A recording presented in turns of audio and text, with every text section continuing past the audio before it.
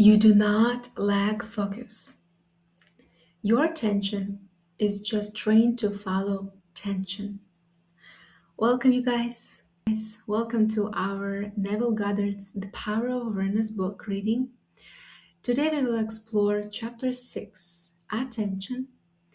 As usual, we will look at his chapter with nervous system lens because literally he says that your attention can affect your reality, right? Create your results. But if you try to control attention by force, you will lose it faster. So that's why this chapter is very important for us to check. And if you want to hear the entire reading of this chapter, here's the link, here's the card on the screen. All right, so let's begin.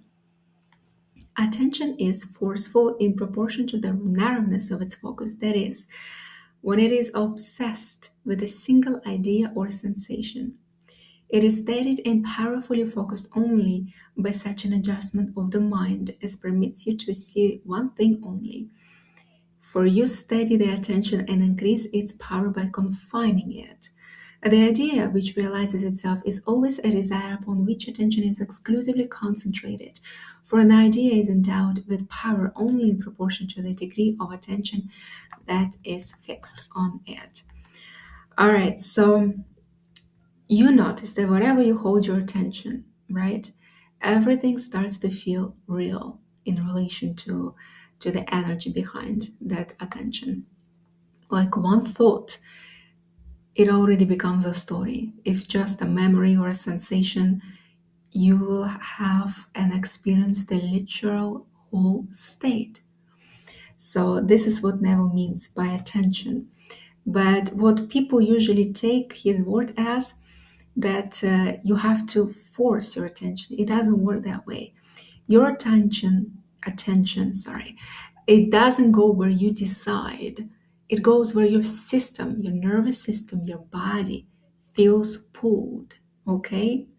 Attention follows regulation or dysregulation, and it is dependent on your system where your attention is. Attention, it's a very hard word for me to pronounce. Therefore, when you know what you want, you must deliberately focus your attention on the feeling of your wish fulfilled until that feeling fills the mind and crowds all other ideas out of consciousness. All right, so people usually approach this paragraph by trying to block everything else out. Let's be honest, right? They try to force focus, but forced attention is never stable. It is unstable. It creates more tension. So instead of that, let's try to stabilize our attention naturally. We have to ground our body. We have to become immersed in the present moment. The body must feel safe and settled. State must feel safe, okay? And there is no internal resistance. So this is the only way you can offer attention to any subject. You have to relax your body first, ground it, to feel yourself in the present moment. If you have to fight to hold attention, you're not in the state yet. Even if you try to enter the state, it will be very hard, if not not possible. The power of attention is the measure of your inner force. Concentrated observation of one thing shuts out other things and causes them to disappear. The great secret of success is to focus the attention on the feeling of the wish fulfilled without permitting any distraction. All progress depends upon an increase of attention. The ideas which impel you to action are those which dominate the consciousness, are those which possess the attention. The idea which excludes all others from the field of attention discharges in action. And this is very important because, for example, let's think of anxiety, right? If one thought takes over your mind, you suddenly see the entire world confirms it, right? So it's not really a bad thinking. That's attention that's literally locked in a state that your system is familiar with, right? So you do not fix it. You do not fix it by replacing another thought, you do not try to replace a thought. You shift it by literally loosening the grip of the familiar state. This is very important. All right, so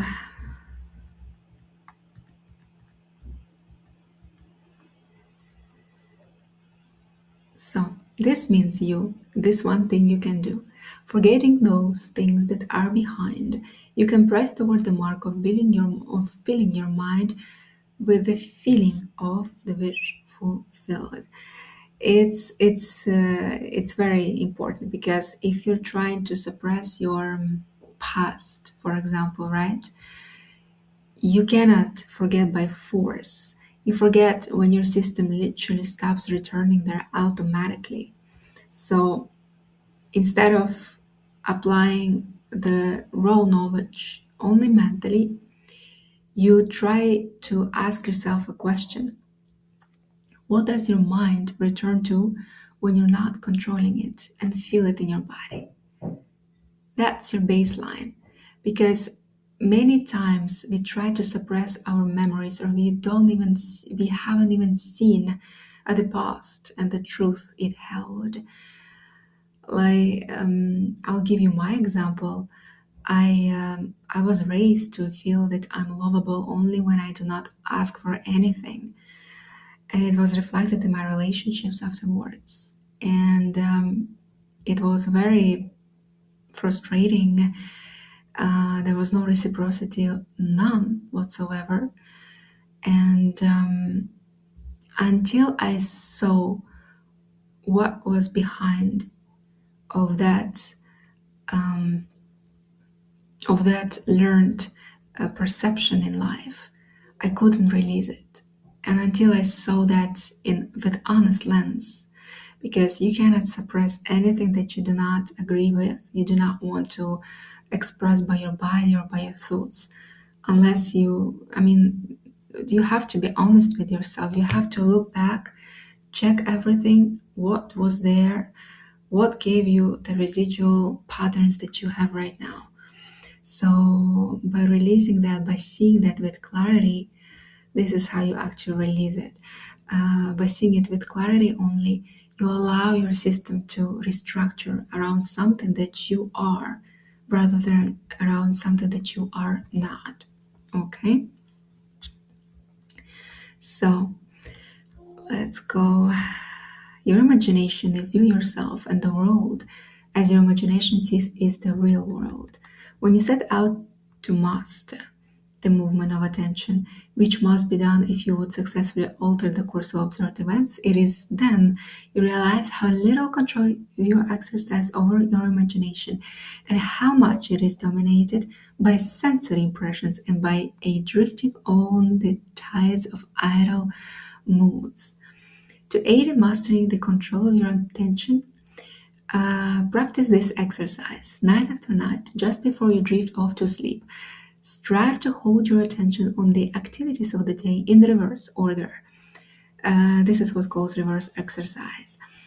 Focus your attention on the last thing you did, that is, getting into bed, and then move it backward in time over the events until you reach the first event of the day, getting out of bed. This is not an easy exercise, but just as specific exercises greatly help in developing specific muscles, this will greatly help in developing the muscle of your attention. All right, so this is very interesting, because it's not about memory, okay? This exercise is not about memory. It trains steadiness, continuity of attention, returning when you drift. This is an active regulation practice. It's not mental control. You're literally building the capacity to stay present within yourself. Because sometimes when you do this, to be honest, when I tried first time to do this exercise, I it took me 5 times. I swear, it took me 5 times, and my body was entirely moving, and I couldn't even relax because I although I did remember, but I was resisting internally to even think of it. So initially it feels uncomfortable, but you get used to it. But also do not overdo it, because sometimes for certain nervous systems, if there are certain um, experiences or residual patterns still active, you should not force yourself doing something that your system is trying to metabolize. Okay, so this is very important. All right, so your attention must be developed, controlled, and concentrated in order to change your concept of yourself successfully and thereby change your future. Imagination is able to do anything, but only according to the internal direction of your attention. If you persist night after night, sooner or later, you will awaken in yourself a center of power and become conscious of a greater self, the real you. Okay, so right now, your attention literally is trained to scan for problems, right? Anticipate even issues, replace some memories or discomforts. So you do not need more effort. You just need different repetition and different focus, different attention. All right.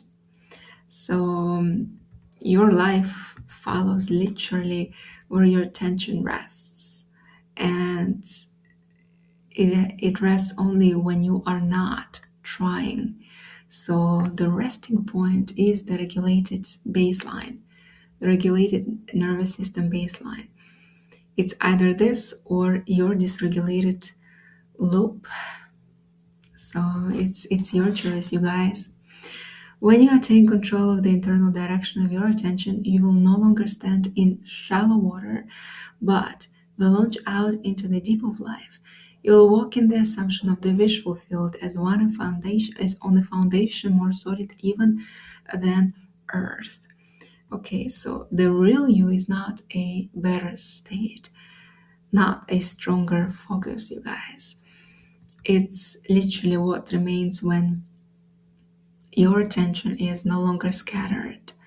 Your system is no longer reactive, and nothing false needs to be maintained. This is the real you. When you remove all the debris, then you can add something if you even want. Because mostly people try to escape their identities by becoming someone new, but they do not understand that their identity is actually something they are not. This is something they have learned themselves to be. These were just false things they have maintained, they have adopted from society, culture, parents, partners, friends, whatever. So when you remove the debris, remove anything that dysregulates your nervous system, this is where your body is fully regulated and clean and ready to create whatever you literally desire. Okay, so let's stop focus our attention, like force, let's say, even like that. Do not force your attention. You should rather stabilize your system. Notice where your attention gets really like where it goes automatically, and gently return without tension, and just allow yourself to your state, your natural state, become inevitable so that you express it. Okay, so we will not control our minds here. We will just master it when our system is steady enough, so that our attention is no longer needs to escape anything. Okay, I hope you liked it. If you have any questions, please put it down in the comments. I would love to hear from you, and I will see you in the next one.